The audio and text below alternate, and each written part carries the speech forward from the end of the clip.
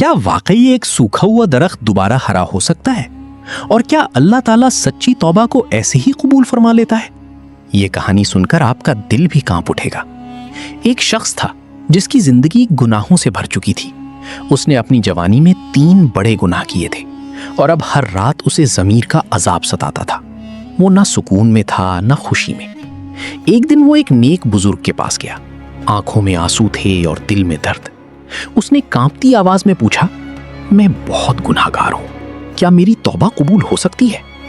بزرگ نے خاموشی سے اس کی طرف دیکھا اور کہا، جاؤ ایک سوکھے ہوئے درخت کو روز پانی دو یہاں تک کہ وہ ہرا ہو جائے۔ لوگ یہ سن کر ہنسنے لگے، سوکھا درخت کبھی ہرا ہوتا ہے؟ یہ پاگل پن ہے۔ لیکن اس شخص نے امید نہیں چھوڑی۔ وہ روز جاتا، درخت کو پانی دیتا اور اللہ سے معافی مانگتا رہتا۔ دن گزرتے گئے، مہینے بیت گئے اور پھر ایک عجیب معجزہ ہوا۔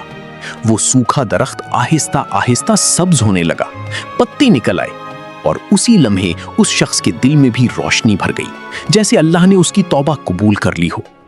یاد رکھو، اللہ کی رحمت ناممکن کو بھی ممکن بنا دیتی ہے۔